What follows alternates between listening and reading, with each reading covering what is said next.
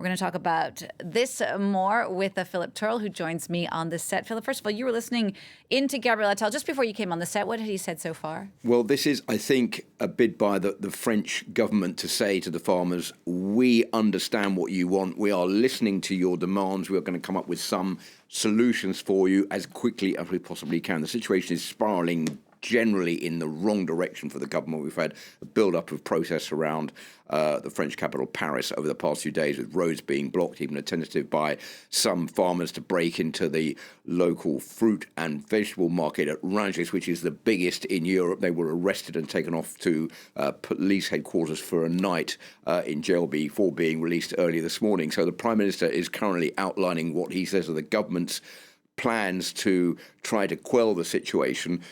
He's given out quite a lot of hints about measures that the government is going to be taking in the next few days. He says as quickly as we possibly can, based on reactivity, dialogue, transparency. He said the two main words that we are using at the moment are produce, as far as the farmers are concerned, and to protect them against rules such as too much red tape, too many norms, all these measures that they are finding it very hard to cope with. And he's been quite explicit, saying that the Mercosur deal in Brussels will not be applied here in France. France is rejecting it.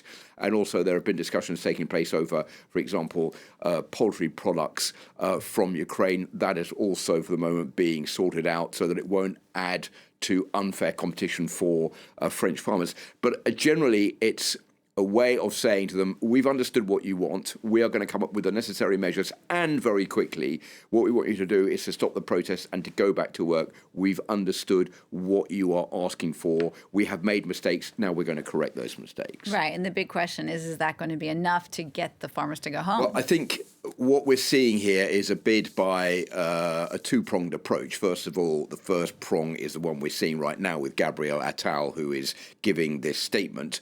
Then there will be statements by other French ministers, including the finance minister and the agriculture minister afterwards, to outline the points that the Prime Minister has just given, or give more information on those points. That's the first step. Then there'll be another step this afternoon with Emmanuel Macron, as you were saying, who's going to hold a press conference in Brussels a bit later on. You have to realise that what Gabriel Attal, the Prime Minister, has been saying has been orchestrated and worked out with President Macron, who's in Brussels, who's been talking to Ursula von der Leyen. And this statement by the Prime Minister was even delayed for 35 minutes because of the discussions between Ursula von der Leyen and Emmanuel Macron, which went on longer than expected. So this is the French government working with the Prime Minister and the President together. So we've got the first part with the Prime Minister now, second part with the President coming up a little bit later this afternoon. All right, Philip, thanks for that. That's France 24's Philip Turle.